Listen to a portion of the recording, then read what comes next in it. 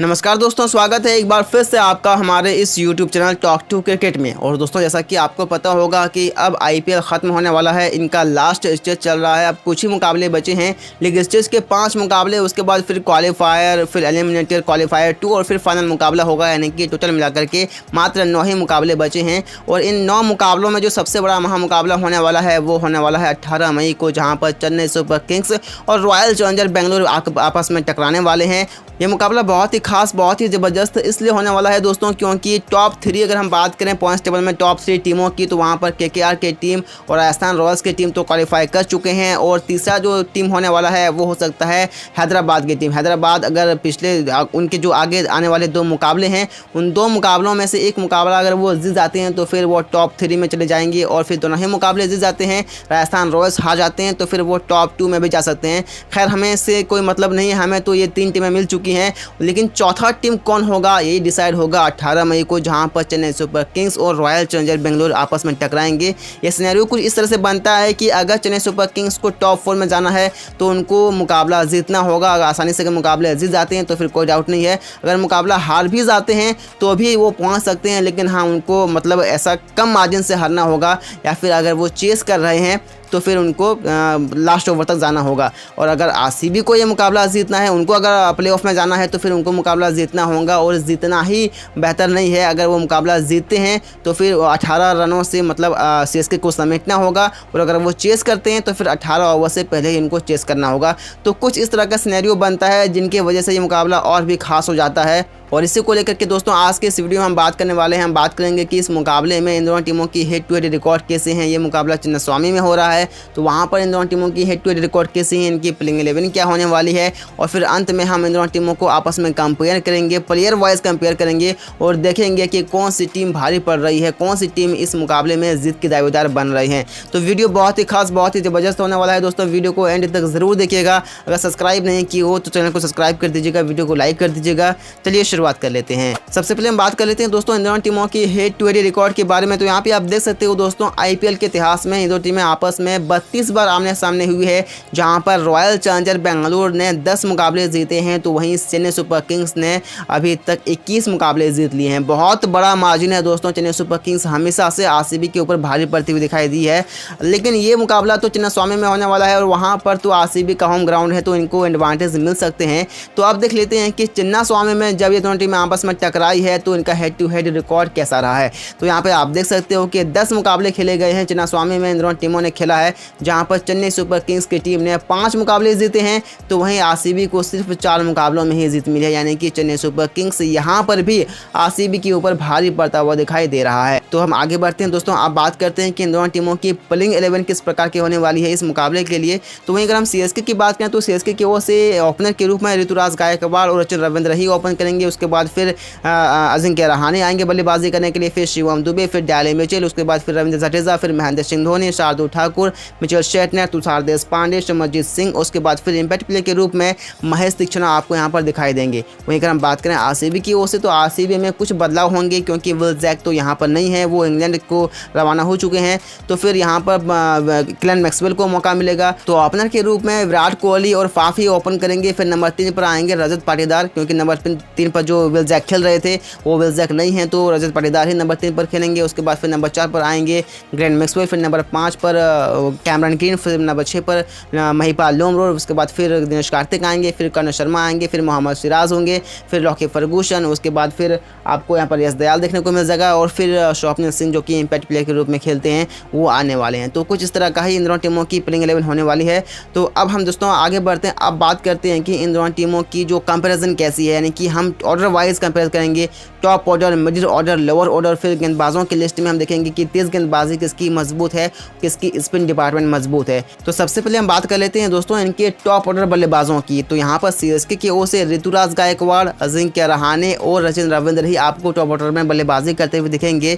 तो वहीं दूसरी तरफ रॉयल चैलेंजर बेंगलुरु की ओर से Virat Kohli, Faf du Plessis और रजत पाटीदार, ये 3 बल्लेबाज आपको यहाँ पर खेलते हुए दिखाई देंगे।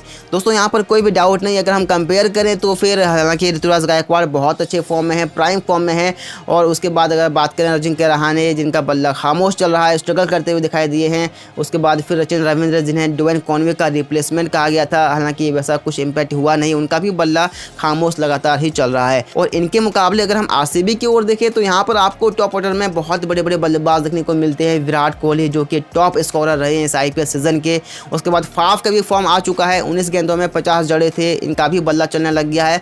और उसके बाद फिर रजत पाटीदार जो लगातार रन बना रहे हैं, अच्छे फॉर्म में ये भी दिखाई दे रही है। तो नो डाउट दोस्तों यहाँ पर आरसीबी की टीम बहुत स्ट्रॉन्ग दिखाई देती है और मेरा वोट जाता है दोस्तों आरसीबी को। और इसी के साथ हम दोस्तों आगे बढ़ते हैं मिडिल ऑर्डर के बल्लेबाजों की ओर। तो सीएसके की ओर से यहाँ पर आपको 3 बल्लेबाज शिवम दुबे, डैली मिचेल और रविंद्र जडेजा, ये 3 बल्लेबाज आपको बल्लेबाजी करते हुए दिखेंगे। तो वहीं दूसरी तरफ रॉयल चैलेंजर बेंगलोर की ओर से ग्लेन मैक्सवेल, महिपाल लोमरोड और कैमरन ग्रीन आपको यहाँ पर बल्लेबाजी करते हुए दिखेंगे।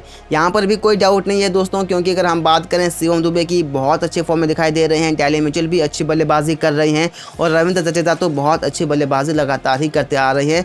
इनके मुकाबले अगर हम देखें आरसीबी की ओर तो यहाँ पर देखिए नो डाउट ग्लेन मैक्सवेल बहुत बड़े खिलाड़ी हैं, लेकिन इनका बल्ला खामोश चल रहा है, बहुत स्ट्रगल करते हुए दिखाई दे रहे हैं। और कैमरन ग्रीन का भी बल्ला नहीं चल रहा है। देखिए ये गेंदबाजी में अच्छी कर रहे हैं, लेकिन फिर बल्लेबाजी इनकी अच्छी हो नहीं रही है, अभी तक 50 का आंकड़ा छू नहीं पाए हैं। उसके बाद अगर हम बात करें महिपाल लोमरोड की तो इनका भी बल्ला खामोश चल रहा है। तो यहाँ पर कोई भी डाउट नहीं है, यहाँ पर सीएसके के जो प्लेयर्स हैं वो आगे बढ़ रहे हैं, यानी कि मेरा वोट जाता है सीएसके की ओर। और इसी के साथ दोस्तों अब आगे बढ़ते हैं लोअर ऑर्डर की ओर। तो लोअर ऑर्डर की ओर में सीएसके की ओर से यहाँ पर आपको खेलते हुए दिखाई देंगे महेंद्र सिंह धोनी, शार्दुल ठाकुर और मिचेल सेटनर। और वहीं अगर हम आरसीबी की बात करें तो आरसीबी की ओर से यहाँ पर आपको दिखाई देंगे दिनेश कार्तिक, कर्ण शर्मा और स्वप्निल सिंह। जी हाँ दोस्तों, स्वप्निल सिंह भी बल्लेबाजी कर लेते हैं, तो मैंने इनको इंक्लूड कर लिया है। दोस्तों यहाँ पर अगर हम देखें सीएसके की ओर तो महेंद्र सिंह धोनी अकेले ही काफ़ी हैं, बहुत लंबे लंबे छक्के लगाते हैं, लेकिन उसके बाद फिर शार्दुल ठाकुर आते हैं, जिनको वैसे तो मौका मिलता नहीं है, मौका मिलता भी है तो वो बुला नहीं पाते हैं। इसके बाद मिचेल सेटनर का भी बल्ला खामोश चल रहा है। इसके बाद अगर हम बात करें दोस्तों वहीं पर आरसीबी की ओर तो आरसीबी की ओर से दिनेश कार्तिक बहुत अच्छे फॉर्म में दिखाई दे रहे हैं, वो लगातार रन बना रहे हैं, जब भी टीम को ज़रूरत पड़ती है वो रन बना के देते हैं। इसके बाद फिर कर्ण शर्मा का भी बल्ला चल रहा है कि केकेआर के खिलाफ तो आपने देखा होगा वो मुकाबला तो कर्ण शर्मा जिता ही देते, लेकिन 1 रन से वो मुकाबला आरसीबी को हारना पड़ गया। और उसके बाद फिर जो स्वप्निल सिंह है वो भी रन जोड़ देते हैं, 10-15 रन ये भी बना देते हैं, तो कहीं ना कहीं ये स्कोर थोड़ा मजबूत दिखाई देता है। तो मेरा वोट जाता है दोस्तों आरसीबी की ओर और आरसीबी के हो जाते हैं कुल 2 पॉइंट। और अब हम आगे बढ़ते हैं दोस्तों गेंदबाजों की ओर। तो गेंदबाजों की लिस्ट में सबसे पहले बात कर लेते हैं हम तेज गेंदबाजों के बारे में। तो यहाँ पर आपको सीएसके की ओर से तेज गेंदबाजों के लिस्ट में सिमरनजीत सिंह, शार्दुल ठाकुर, डैली मिचेल और तुषार देशपांडे, ये 4 गेंदबाज आपको दिखाई देंगे।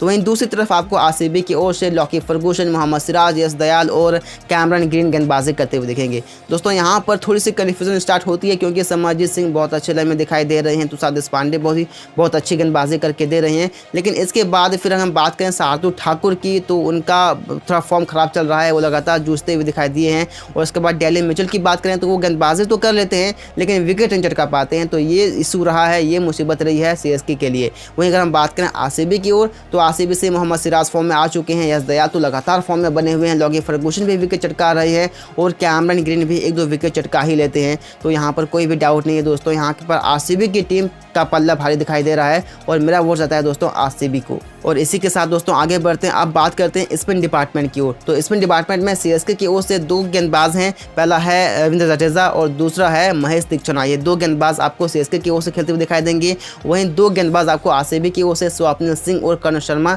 2 गेंदबाज आपको खेलते हुए दिखाई देंगे। दोस्तों यहाँ पर कोई भी डाउट नहीं है, क्योंकि रविंद्र जडेजा और महेश दीक्षित बहुत अच्छे गेंदबाज माने जाते हैं, एक्सपीरियंस गेंदबाज माने जाते हैं। वहीं अगर हम बात करें स्वप्निल सिंह जो कि ठीक है अच्छी गेंदबाजी कर रहे हैं, अभी लगातार विकेट चटका रहे हैं, लेकिन कर्ण शर्मा का फॉर्म बहुत खराब है, इसीलिए मेरा वोट जाता है दोस्तों सीएसके की ओर और सीएसके के हो जाते हैं कुल 2 पॉइंट। ओवरऑल देखा जाए तो मेरे हिसाब से दोस्तों आरसीबी की टीम यहाँ पर भारी पड़ती हुई दिखाई दे रही है। मैंने इनको 3 वोट किए हैं और सीएसके को मैंने 2 वोट किए हैं, तो यहाँ पर आरसीबी का पल्ला मुझे भारी पड़ता हुआ दिखाई दे रहा है स्पेशली। लेकिन आपके हिसाब से क्या लगता है दोस्तों, आपके हिसाब से कौन सी टीम यहाँ पर भारी पड़ती हुई दिखाई दे रही है और मुकाबला जीत सकता है, हमें कमेंट बॉक्स में आप ज़रूर बताइएगा। मिलते हैं दोस्तों एक नई वीडियो में नए टॉपिक के साथ। वीडियो को एंड तक देखने के लिए थैंक यू सो मच।